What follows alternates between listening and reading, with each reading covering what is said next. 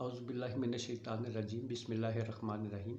अस्सलामु अलैकुम वरहमतुल्लाहि वबरकातुहू। नाज़रीन इकराम, मैं हूँ फैसल सैयद। आप मेरा यूट्यूब चैनल देख रहे हैं।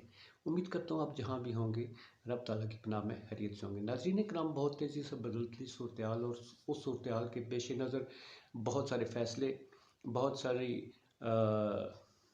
नफसा नफसी और बैठकें हो रही हैं और लोग सड़कों पर हैं। इस हवाले से बात करेंगे। सबसे पहले हम बात करेंगे जी लंदन में इस वक्त क्या चल रहा है। फिर जो इमरान खान साहब का खिताब है, उनको शदीद सिक्योरिटी ख़तरात और अहम तैनाती। सबसे पहले हम लिए चलते हैं जी आपको लंदन में इस वक्त उसको हम कह सकते हैं कि Pakistan national assembly London campus में जो कुछ चल रहा है, वहाँ पर हमारे वज़ीर-ए-आज़म, वज़ीर दिफ़ा सारी काबीना वहाँ पर एक नवाज शरीफ साहब की ज़ेर सदारत इजलासों में शरीक हो रहे हैं। एक मतनाज़ा जगह, एक मतनाज़ा शख्सियत, और उस शख्सियत के ज़ेर सदारत इजलास बहुत सारे सवालिया निशान उठाती है।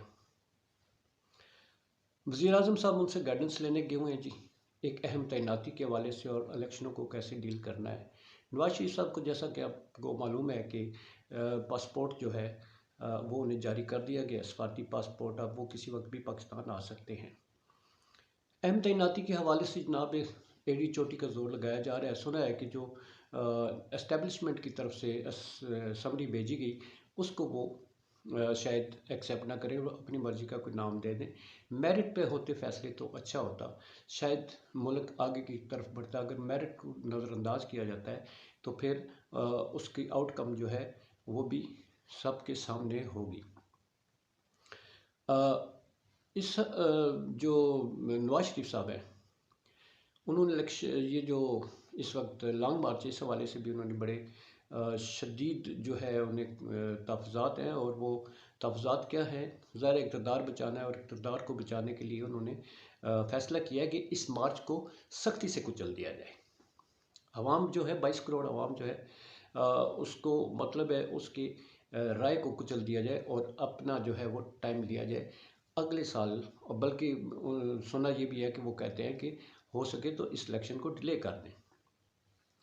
और अहम तैनाती के हवाले से बात बहुत अहम है जी, क्योंकि ये पाक अफवाज की जो सरबराह है उसकी तैनाती है। और इस तैनाती को लेकर अगर आप इस तरह से इसको पेचीदा बना देंगे और मतनाज़ा बना देंगे, पीपल्स पार्टी अगर अपना वो चाहती है, नून लीग अपना चाहती है, इमरान खान साहब भी अभी तक तो वो कहते हैं हमारा इस तैनाती से कोई तल्लक नहीं, हमें तो जो भी आर्मी चीफ है एक्सेप्टेबल है।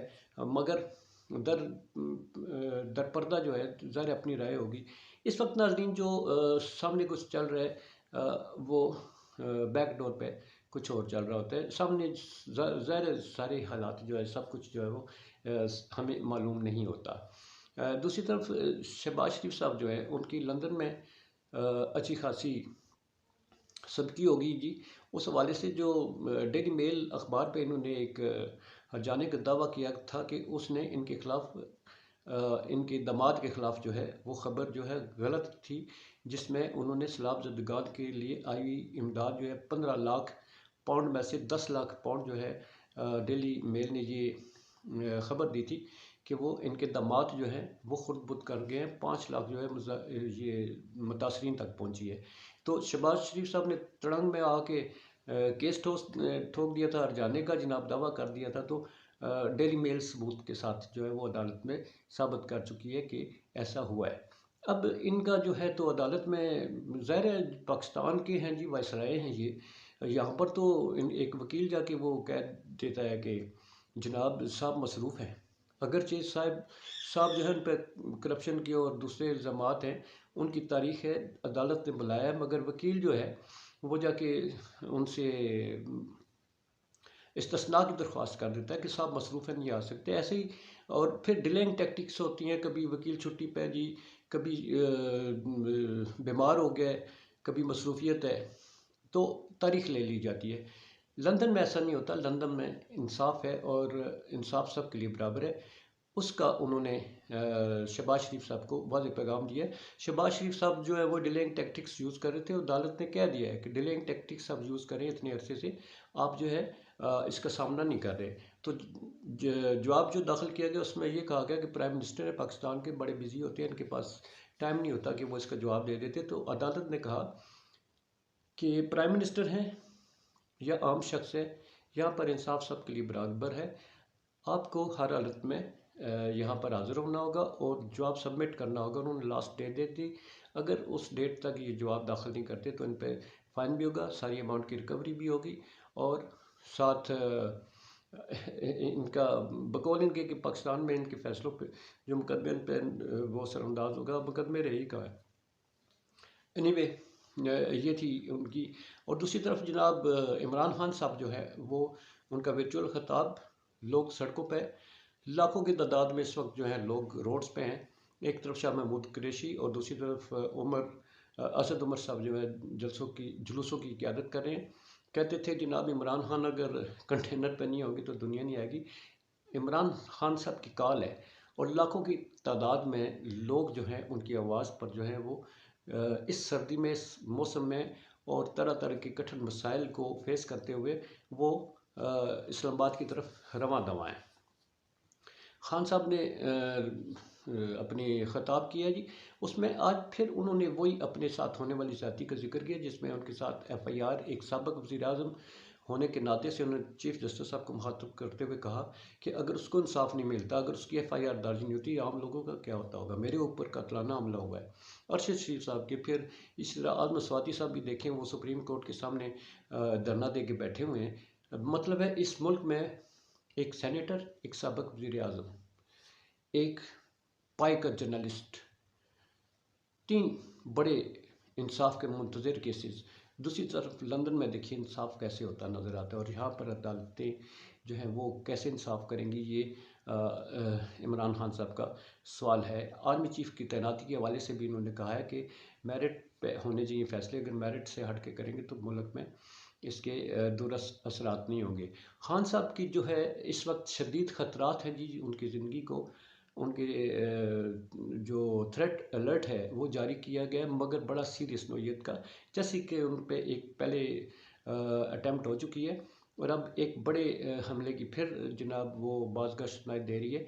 इस हवाले से वहाँ पर पंजाब पुलिस की जो सिक्योरिटी थी वो हटाकर उसे बाहर की तरफ कर दिया गया और KPK से स्पेशल कमांडोज जो हैं, सही ट्रेन लोग जो हैं वो अंदर की तरफ तैनात कर देंगे। साथ ही साथ उनकी बॉडी के साथ भी ये जो सैंड बैग्स हैं और दूसरे मुख्तलिफ रुकावटें जो हैं वो लगाई जा रही हैं जी। हर आने जाने वाले की चेकिंग होती है। हर किसी को अब मिलने नहीं दिया जा रहा क्योंकि उनकी सिक्योरिटी सख्त कर दी गई है। ज़िंदगी को बहुत बड़ा ख़तरा फिर से लाक हो गया है। किन लोगों से हो गया है ये कोई पता नहीं। ये थ्रेट्स किस तरह की हैं, मुल्क के अंदर भी यहाँ पर कुछ भी हो सकता है, बाहर से भी कुछ भी हो सकता है, क्योंकि इनमें बाहर से भी ताकतें भी हैं और अंदर से भी इस वक्त जो है तो उनको हटाने की भरपूर कोशिश की जा रही है और कहा जाता है कि दोबारा अटैम्प्ट हो सकती है। अल्लाह ताला सब का हामी नासिर हो जी। इसके साथ ही बहुत सारी वो हैं मेरे पास, मैंने पॉलिटिशियंस पे भी एक स्पेशल वो देना था अपना, मगर मैं दूंगा इंशाल्लाह। फिर मिलते हैं इसके बाद और उसमें डिटेल्स बताऊंगा और कुछ तजिया अपनी तरफ से दूंगा कि पार्टियां क्या होती हैं। नवाज शरीफ साहब को इस मुल्क के लीडर हैं, उन्हें यहाँ रहकर वहाँ मतनाज़ा होते हुए मतनाज़ा जगह पर बैठ फैसले करने की बजाय अपने मुल्क में आकर अपनी अवाम में खड़े होकर अपनी पार्टी को संभालते हुए ये फ़ैसले करने चाहिए, तो शायद किसी को एतराज़ ना होता है। एतराज़ ये है कि इवन फील्ड मतनाज़ा, इनका अपना केसेस है वो मतनाज़ा, ये यहाँ पर होते तो शायद इतनी उंगलियाँ ना उठती। इसी के साथ इजाज़त चाहता हूँ जी। अपना बहुत सारा ख्याल रखिए। पाकिस्तान जिंदाबाद, पाक अफवाज पाइंदाबाद। सलामत रहिए। अल्लाह हाफ़िज़।